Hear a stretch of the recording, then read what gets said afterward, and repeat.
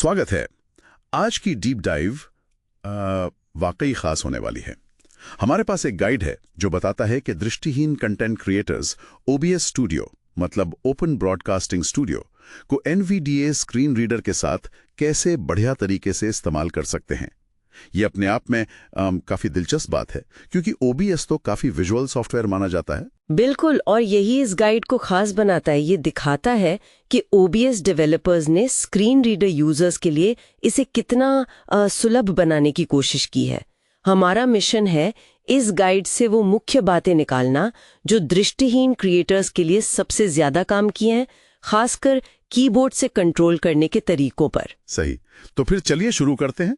इसमें सबसे बुनियादी बात क्या निकल कर आती है? सबसे अहम बात जो मतलब नींव है वो ये कि दृष्टिहीन यूजर्स के लिए, खासकर जब वो लाइव स्ट्रीमिंग या रिकॉर्डिंग कर रहे हों, माउस का इस्तेमाल लगभग पूरी तरह छोड़ना होगा और सिर्फ कीबोर्ड पर निर्भर होना होगा।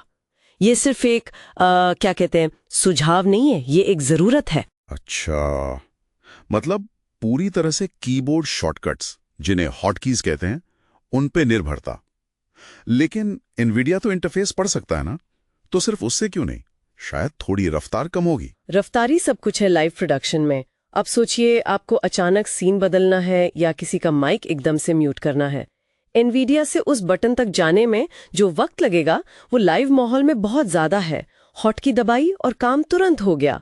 इसीलिए गाइड साफ कहता है कि हॉटकीज ही प्रोडक्शन कंट्रोल का एकमात्र भरोसेमंद तरीका है। कम से कम दृष्टिहीन यूजर्स के लिए तो यही है। समझ गया।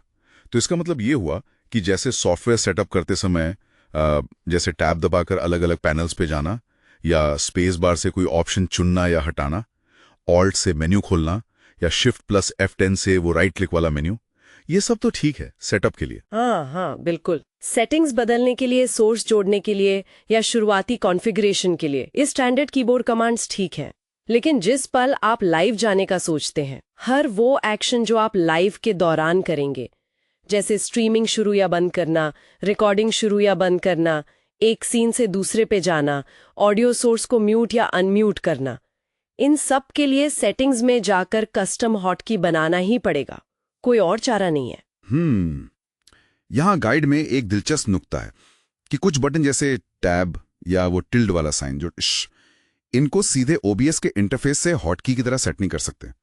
अगर किसी को पुश टू टॉक के लिए टैब ही इस्तेमाल करना हो तो क्या कोई रास्ता है इसका? हाँ, और यहीं पर एक थोड़ा एडवांस तरीका आता है। ये उन यूजर्स के लिए है जो कॉन्फ़िगरेशन फाइल्स के साथ मतलब सहज हैं। OBS की एक JSON कॉन्फ़िगरेशन फाइल होती है। ये एक तरह की एडवांस्ड सेटिंग्स फाइल समझ लीजिए। इसे सीधे किसी टेक्स्ट एडिटर में खोल सकते हैं, और अगर टैब को हॉटकी बनाना है तो उस फाइल में हॉटकी सेक्शन में जाकर की OBS की टैब जैसा कोड लिखना होता है। ये दिखाता है कि पहुंच सिर्फ ऊपर नहीं बल्कि काफी गहरी दी गई है। ये वाकई एडवांस है। अच्छा, अब ऑडियो मिक्सर पर आते हैं। बिना वो विजुअल मीटर देखे वॉल्यूम कैसे कंट्रोल होता है? आवाज के फटने मतलब क्लिप होने का खतरा तो रहता होगा ना? हाँ, क्लिपिंग एक बड़ी चुनौती है।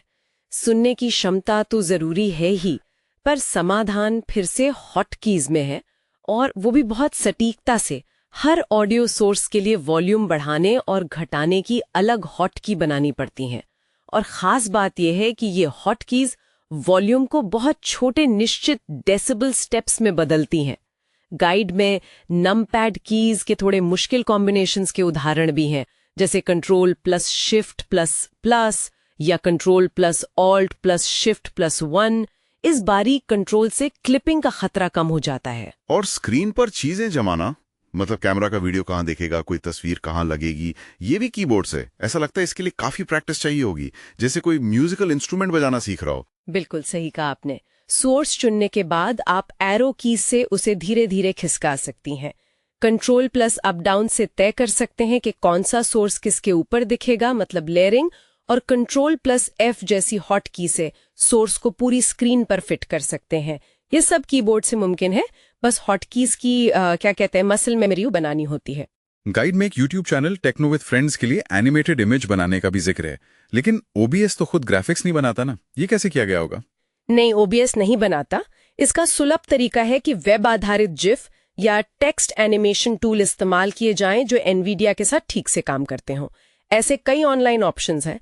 उनसे एनिमेटेड टेक्स्ट वाली जिफ या वेबएम फाइल बनाकर डाउनलोड कर ली, फिर ओबीएस में उसे इमेज सोर्स या मीडिया सोर्स के तौर पर जोड़ दिया, और सबसे जरूरी, सोर्स की प्रॉपर्टीज में जाकर लूपिंग यानी लगातार चलते रहने वाला जो ऑप्शन होता है उसे स्पेस बार से चालू कर दिया, बस। तो सारी निकलता है कीबोर्ड पर महारत हासिल करना ही वो चाबी है जो ओबीएस जैसे विजुअल सॉफ्टवेयर को दृष्टिहीन क्रिएटर्स के लिए पूरी तरह खोल देती है। हॉटकीज यहाँ सिर्फ सुविधा नहीं, बल्कि एक बुनियादी जरूरत है। निश्चित रूप से ये कीबोर्ड केंद्रित तरीका लाइव प्रोडक्शन में वो सटीकता और कंट्रोल देता है जो विजुअल इंटरफेस की सीमाओं को पार करने के लिए जरूरी है। ये सिर्फ एक तकनीकी समाधान नहीं है, एक तरह से ये सॉफ्टवेयर डिजाइन के उस नजरिए को दिखाता है जहां एक्सेसिबिलिटी सिर्फ बाद में जोड़ी गई चीज नहीं, बल्कि कोर फंक्शनैलिटी का हिस्सा है। तो यहाँ एक सोचने वाली बात निकलती है, क्या इस तरह का कीबोर्ड फर्स्ट कंट्रोल जहां हर एक्शन एक हॉटकी से जुड़ा हो, क्या ये उन लोगों के लिए भी फायदेमंद हो सकता है जिन्हें देखने में कोई दिक्कत नहीं है, खासकर उन कामों में जहां रफ्तार और सटीकता बहुत जरूरी हो, जैसे तेज गति वाले गेमिंग में या प्रोफेशनल वीडियो एडिटिंग में? इस पर विचार किया जा सकता है।